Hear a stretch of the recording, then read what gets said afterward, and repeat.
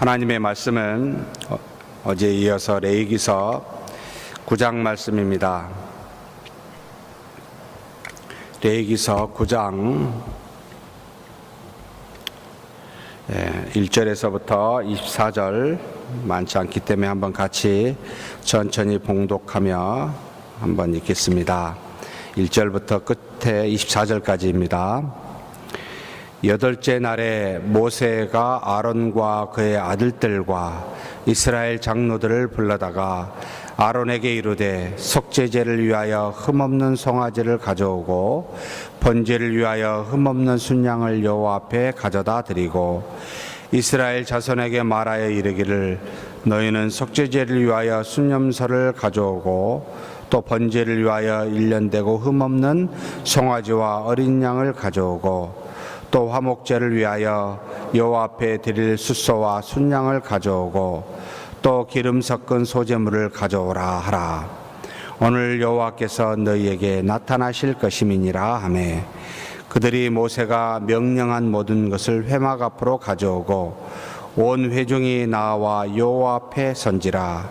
모세가 이르되 이는 여호와께서 너희에게 하라고 명령하신 것이니 여호와의 영광이 너희에게 나타나리라. 모세가 또 아론에게 이르되 너는 제단에 나아가 내 속죄제와 내 번제를 드려서 너를 위하여 백성을 위하여 속죄하고 또 백성의 예물을 드려서 그들을 위하여 속죄하되 여호와의 명령대로 하라.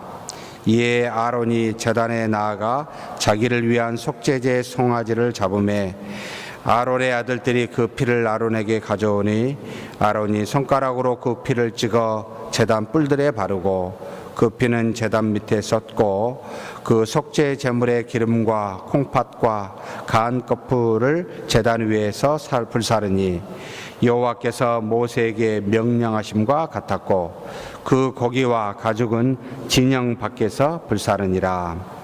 아론이 또 번제물을 잡음에 아론의 아들들이 그 피를 그에게로 가져오니 그가 그 피를 제단 사방에 뿌리고 그들이 또 번제의 제물 곧 그의 각과 머리를 그에게로 가져오매 그가 제단 위에서 불사르고 또 내장과 정강이는 씻어서 단 위에 있는 번제물 위에서 불사르니라. 그가 또 백성의 예물을 드리되 곧 백성을 위한 속죄제 염소를 가져다가 잡아 전과 같이 죄를 위하여 드리고 또 번제물을 드리되 규례대로 드리고 또 새우제를 드리되 그 중에서 그의 손에 한 움큼을 채워서 아침 번제물에 더하여 제단 위에서 불사르고 또 백성을 위하여 화목제물의 숫소와 순양을 잡음에 아론의 아들들이 그 피를 그에게로 가져오니 그가 제단 사방에 뿌리고 그들의 또 숫소와 순양의 기름과 기름진 꼬리와 내장에 덮인 것과 콩팥과 간 거풀을 아론에게로 가져다가 그 기름을 가슴들 위에 놓음에 아론이 그 기름을 제단 위에서 불사르고 가슴들과 오른쪽 뒷다리를 그가 여호와 앞에 요제로 흔드니 모세가 명령한 것과 같았더라. 아론이 백성을 향하여 손을 들어 축복함으로 속죄제와 번제와 화목제를 마치고 내려오니라. 모세와 아론이 회막에 들어갔다가 나와서 백성에게 축복하매 여호와의 영광이 온 백성에게 나타나며 불이 여호와 앞에서 나와 제단 위에 번제물과 기름을 사른지라. 온 백성이 이를 보고 소리 지르며 엎드렸더라. 아멘. 오늘은 어제에 이어서 아론이 첫 번째 하나님 앞에 제사를 드리는 장면이 나옵니다. 어제는 모세를 통하여 아론을 제사장으로 그 아들들을 제사장으로 세우는 위임식에 대해서 함께 나누었습니다. 회막문 앞에 모든 백성을 나오게 함으로 하나님 앞에서 백성 앞에서 제사장의 직분을 감당할 수 있도록 하나님이 세운 사람이요 공적인 일들을 감당하는 사람이라 라고 하여 제사장의 직분을 주었습니다. 그래서 거룩한 직분이다.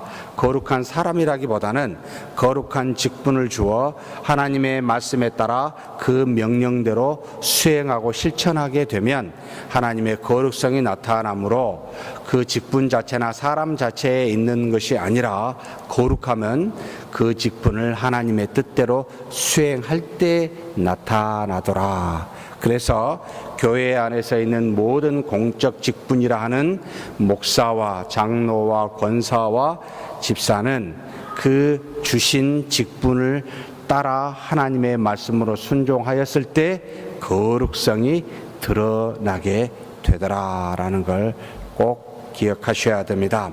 그런데 이렇게 하나님께서 세운 직분자들은 먼저 물로 씻어 정결케 하였고, 그 다음에 하나님께서 모세에게 명한 명대로 에봇을 입게 하였고, 그리고 난 다음에 그 에봇 위에 하나님이 주신 명령하신 관유 기름을 부어 거룩하게 구별하여, 그리고 난 다음에 하나님 앞에 제사를 속죄제와 번제, 화목제를 드려 그 사람과 행한 일들을 공적으로 인정하고 거룩함을 인정하게 하는 그 일들을 수행하게 하였다라는 것 또한 동시에 기억하셨으면 좋겠습니다. 오늘 읽은 본문의 9장의 말씀은 이렇게 제사장으로 세워진 이 아론이 첫 번째 하나님 앞에 자신과 그 다음에 백성을 위하여 드리는 제사를 어떻게 행하였는지 모세를 통해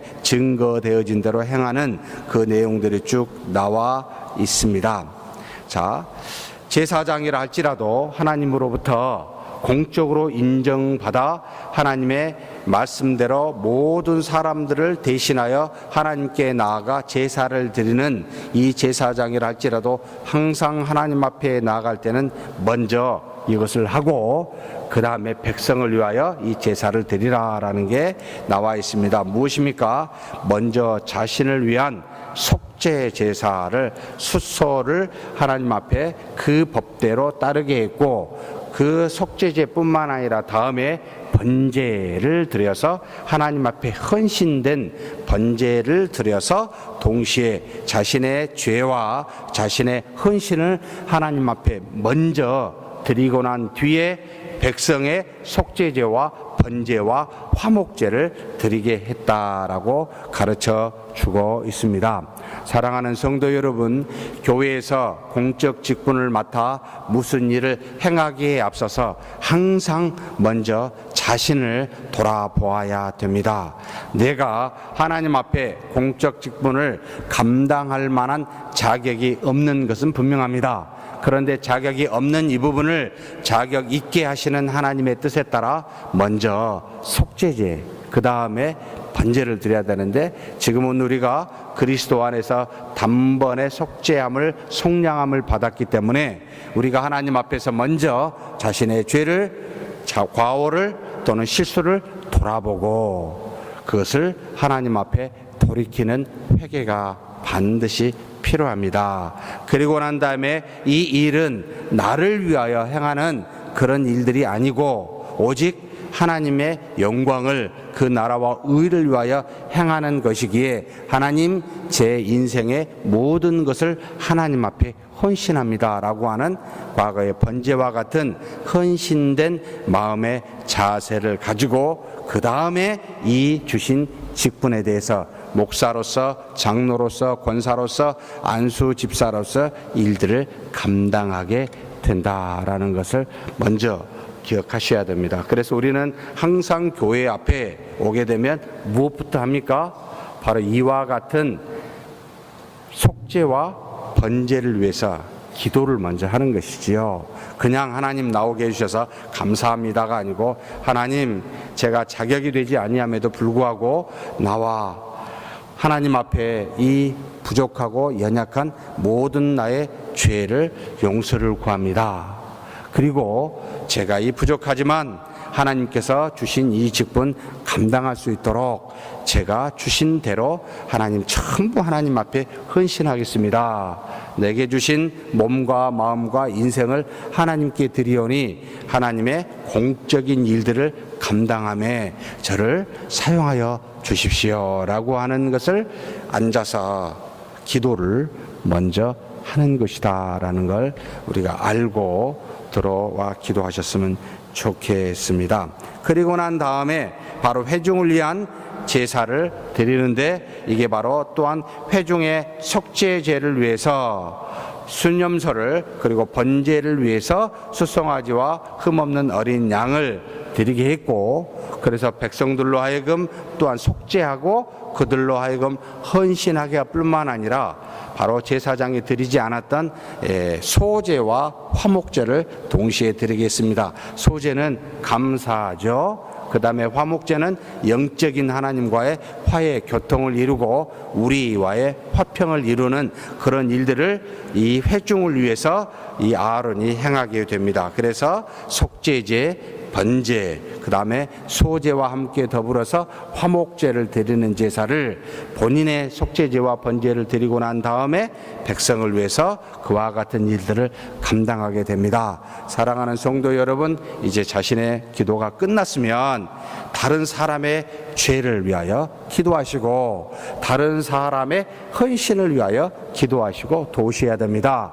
그리고 교회 안에서 수많은 감사의 일들이 하셔야 되고, 하나님과 화평이 되도록, 교인들 간의 화평이 되도록 주신 직분들을 따라 봉사하고 헌신하는 것이 뒤따라가게 됩니다. 이것이 바로 우리가 현재 이 신약시대의 믿음의 사람으로 교회에서 행하는 직분자들의 모습이 바로 과거에 제사장에 주시는 직분에 반영되어 우리로 하여금 그렇게 행하도록 인도하셨다라는 거, 그렇게 보시면 그렇게 어렵지 않게 이해가 되시지요.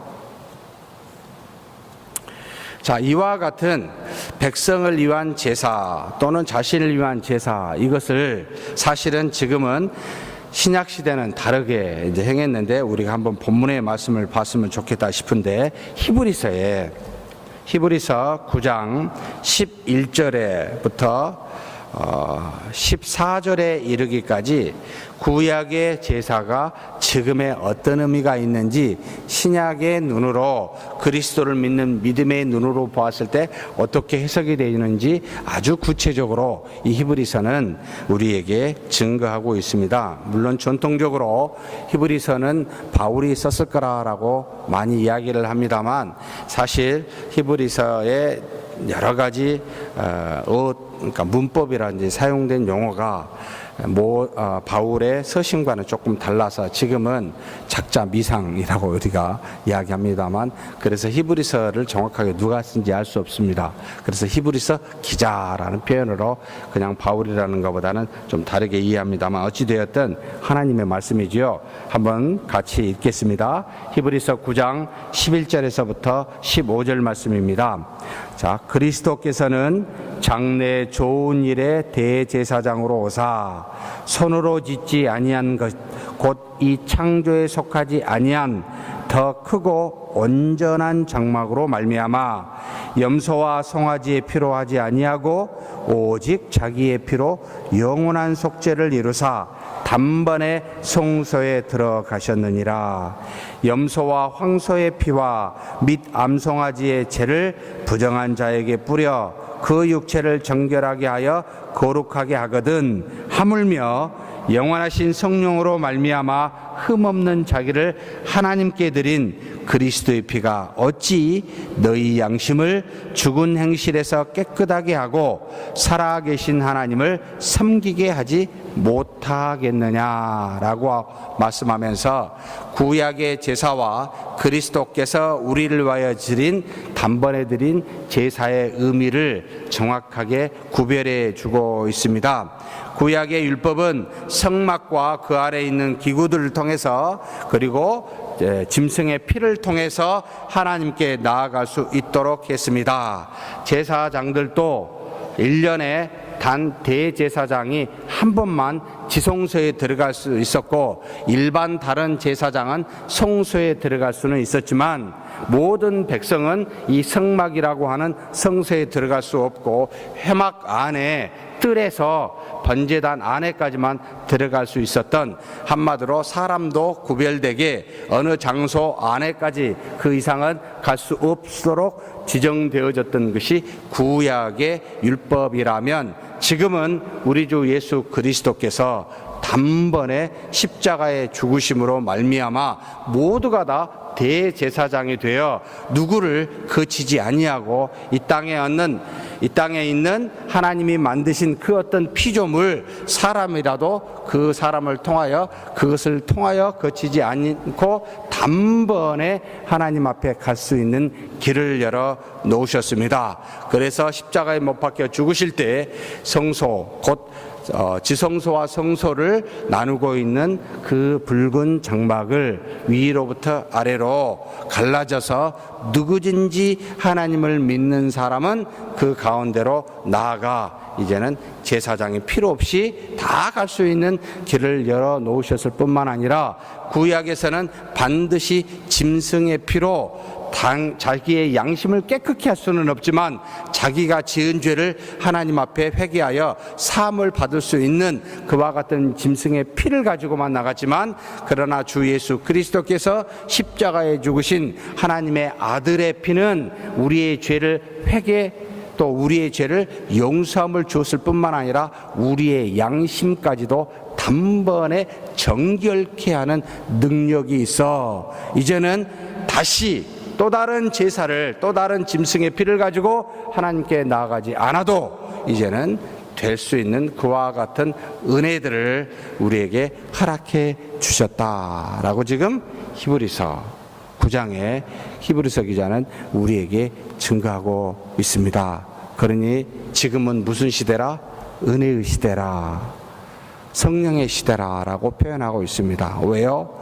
구약과 같이 매일 또는 1년에 한 차례 하나님 앞에 나아가 우리의 죄를 속량함을 받는 그와 같은 일이 아니라 이미 단번에 하나님의 아들 주 예수 그리스도의 피로 우리는 이 모든 일을 성취하였으므로 이제는 그분만을 믿는다면 우리는 하나님 어디서든지 언제든지 누구든지 만나 그분과 교통을 이룰 수 있는 은혜를 받고 살고 있다. 그래서 첫 언약은 짐승의 피를 뿌려서 하나님과 백성들 사이에 세워졌고, 성막의 모든 기구와 제사장과 짐승의 피로 나아가 거룩하게 됨을 얻었지만, 그러나 새 언약은 최후의 만찬 때에 그리스도의 피를 가지고 교회의 대표였던 12 사도들과 맺음으로, 그래서 이제는 새 언약은 그리스도 곧 하나님의 아들이 단번에 십자가에 죽으심으로 이제는 모든 사람의 죄를 속량하는 그 은혜를 우리가 잊게 되었다라는 겁니다. 그래서 율법은 장차 올 완전한 그리스도 예수의 성량을 예표하고 있고 어떤 미리 보여주는 그림자였다라는 것을 우리는 알 수가 있습니다. 그래서 하나님께서는 바로 그리스도를 통하여 번제와 속죄제, 그 다음에 화목제와 소제를 동시에 받게 되는 그와 같은 은혜를 우리에게 허락하여 주어, 그래서 우리가 그리스도와 한 몸, 성령과 한 몸이 되어 이제는 하나님을 더 이상 죄인으로서 나아가 맞이하는 것이 아니라 아바 아버지라 부를 수 있는 자녀로 나아가 그분을 만나게 되는 은혜를 갖게 되었습니다. 그런데 왜 우리가 회개가 필요합니까? 속죄함을 받기 위해서가 아니라 무엇 때문이죠? 우리에게 있는 죄가 더 이상 누룩과 같이 우리의 삶을 파괴하여 거룩한 믿음의 삶을 살지 못하게 하는 것을 막기 위하여, 전적으로 하나님을 위한 것이 아니라 나를 위한 겁니다. 하나님은 내가 죄를 회개하지 아니하더라도 그리스도를 믿는 믿음으로 말미암아 이미 단번에 속량함을 우리에게 허락하여 주셨으니 더 이상 우리는 사실 하나님으로부터 죄 사함을 받을 이유가 없어졌습니다. 믿는 믿음으로 말미암아 누구든지 하나님의 자녀가 되었습니다. 그래서 회개는 하나님을 위해서 필요한 것이 아니라 이미 그분은 우리의 죄를 기억지도 그리스도를 통해 아니하시는데 우리 자신을 위해서 이 땅에서 풍성한 하나님의 자녀된 삶을 살기 위해서 하나님께 회개하는 겁니다. 그러니 회개 안 한다고 죄사함을 받지 못한다는 거 아닙니다. 이런 이야기를 하신 분이 있습니다. 참 왜 이런 이야기가 한국 교회에서 뜨거운 감자가 됐는지 모르는데 자살에 대해서 자살하면 천국 갑니까? 지옥 갑니까? 네? 정답이 뭡니까? 모릅니다. 자, 이렇게 표현한 게 맞습니다. 자살은 구원과 상관이 없습니다. 라는 게 정확한 답입니다. 이 사람이 자살한 사람이 모르는데 믿는 사람이라고 가정하면 자살을 하더라도 구원이 될까요? 안 될까요? 네? 구원 됩니다. 자살한 사람이 믿지 않으면 그건 안 되겠죠. 그럼 자살하지 않고 믿지 않으면 살아 생전에 나중에 죽더라도 구원이 되지 않죠. 그러면 믿는 사람, 모르는데 가정으로 믿는 사람이 자살을 했어요. 구원이 안 된다고 하는 이유를 대는 몇 가지 이유들이 있습니다. 첫째는 뭐죠? 자살하면 회개할 시간이 없어서 죄사함을 받지 못했다라고 말하는 분이 계십니다. 그러면 물어봐야 됩니다. 여러분 회개 다 하셨습니까? 혹시 기억하지 못해서 회개 못하면 하나님이 너 회개 안 했으니까 너 이거 내가 너 죄사함을 해줄 수가 없어? 라고 말하실까요? 주 예수 그리스도의 십자가의 죽으심의 속량이 우리의 회개의 조건에 달려있는 것일까요? 정말 어리석은 생각입니다. 여러분 기억하십니까? 죄 다 얼마나 많이 지었는지 저는 기억도 안 납니다. 그래서 그냥 모든 기억지 않는 죄도 회개해 주십시오라고 하면 다 그거 회개가 됩니까? 참 우리 같은 생각이죠. 인간의 어리석은 생각입니다. 그것으로도 안 됩니다. 그러면 두 번째 이유가 있습니다. 생명은 하나님께 속했는데 생명을 죽인 것이면 어떻게 그 하나님의 주권을 방해한 것이니까 그것은 사함을 받지 못합니다. 그러면 다시 물어보지요. 다른 사람을 죽이면 사함을 받을 수 있습니까? 자기 생명 말고 살인을 하면 며칠 전에 관광버스가 어떤 이유인지 모르지만 세게 가서 사람을 받아서 여대생 20대 초반인 4명이 그 자리에서 숨졌습니다. 그렇게 죽인 것에 대해서는 사함을 받을 수 있습니까? 없습니까? 모든 생명은 하나님께 속하였는데 죽이게 되면 내 생명뿐 아니라 다른 사람의 생명을 죽인 것은 사함을 받을 수 있습니까? 근데 어찌하여 살인하는 사람에 대해서는 사함을 받을 수 있다 말하고 자신의 생명을 죽인 것은 사함을 받을 수 없다고 말합니까? 논리적으로 틀리죠. 그리고 또다시 단번에 죽인 것은 살인이고 서서히 죽이면 살인이 아닙니까? 여러분 혹시 여기 계신 분은 아니시겠지만 흡연을 하신 분, 여러분 자살일까요? 아닐까요? 자기를 서서히 죽여요. 네, 단번에 안 죽여요. 굉장히 많은 여러분 하나님의 속량이 우리 인간의 그 어떤 것으로 좌우되지 않습니다. 그래서 숫째, 저와 여러분이 믿는 자라면 정말 이런 말 하기에 잘 받아들이셔야 되는데 별짓 다 해도 하나님이 택하여 속함을 입은 사람은 하나님의 사랑에서 끊을 수가 절대 없습니다. 어떤 상황에서도 그 구원에서 벗어날 일이 없습니다. 그러면 무슨 짓을 다 해도 되겠네요? 라고 생각하시면 그것도 착각입니다. 왜냐하면 우리 안에 성령의 하나님이 살아 계시기에 무슨 짓을 하도록 내버려 두시지 않습니다. 끊임없이 나에게 탄식하며 기도하며 하나님의 뜻을 알려주어 하나님의 뜻대로 가도록 인도함을 받고 있는 우리 안에 인침으로 보증하사 떠나지 아니하시고 우리를 이끄시는 하나님이 안에 계시니 우리로 하여금 아무렇게나 별짓 다 하도록 내버려 두시지 않는다는 것을 다 알고 계십니다. 그러니 사랑하는 성도 여러분, 자살은 정확하게 표현하면 그 사람이 믿는지 믿지 않는지 모르기 때문에, 다만 자살은 구원과 상관이 전혀 없습니다.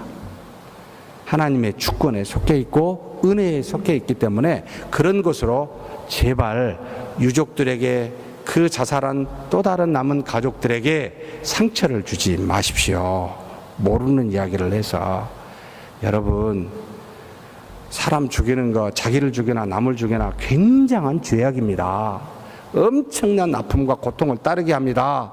하나님 앞에 분명한 죄악이지만 그럼에도 불구하고 하나님을 믿는 사람이라면 그 사람은 구원에 이른다.